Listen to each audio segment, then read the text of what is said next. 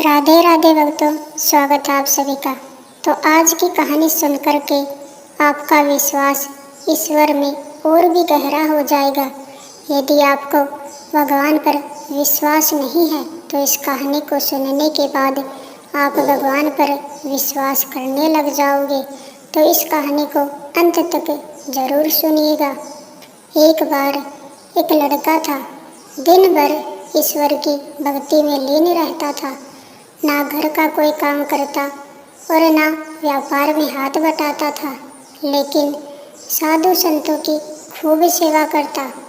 साधु संत हमेशा आशीर्वाद देते कि उसे जीवन में खूब तरक्की मिले और ईश्वर के प्रति उसकी आस्था बनी रहे। लेकिन कोई काम धंधा ना करने के कारण उसका परिवार उससे परेशान था। जिस राज्य में वह लड़का रहता था, वहाँ के राजा की कोई संतान नहीं थी। संतान प्राप्ति के लिए उसने बहुत से उपाय किए। एक बार उसे किसी ने बताया कि अगर वह किसी नौजवान की बलि देगा तो उसे अवश्य ही संतान की प्राप्ति होगी। अब राजा के लिए समस्या थी कि बलि के लिए नौजवान कहाँ से लाए।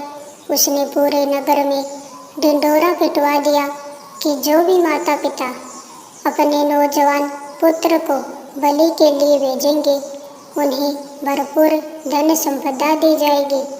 यह बात उस लड़के के परिवार को पता चली तो उन्होंने निश्चय किया कि हम अपने पुत्र को राजा के पास भेज देते हैं।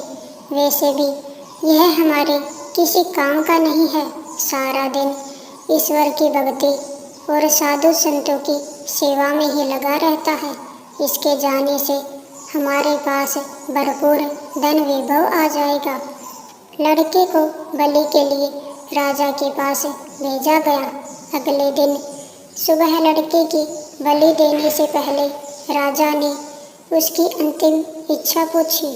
तब लड़के ने कहा, मुझे थोड़ी सी गीली मिट्टी चाहिए।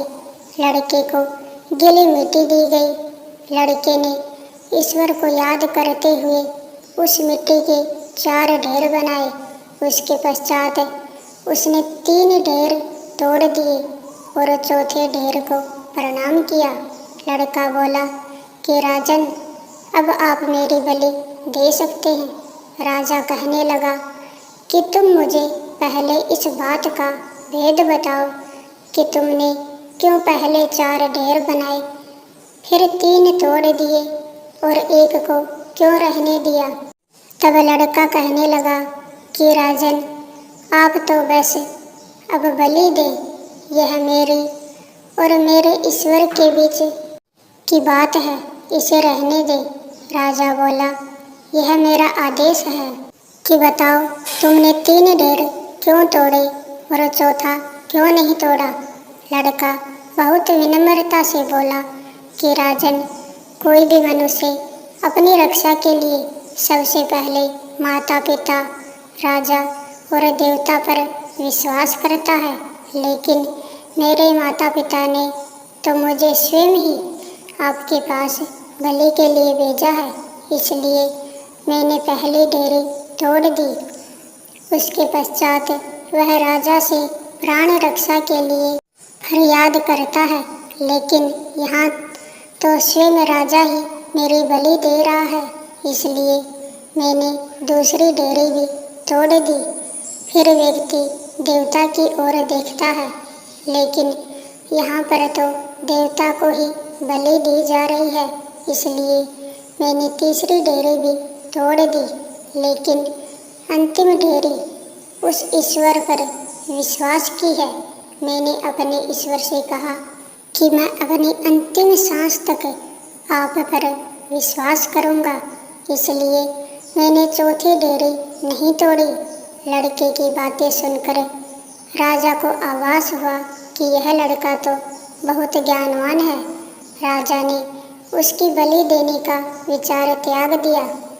उस लड़के के ईश्वर के प्रति विश्वास और आस्था ने उसको टूटने नहीं दिया और ईश्वर की कृपा से राजा का मन बदल गया और उसने लड़के को ही अपना उत्तराधिकारी घोषित कर दिया।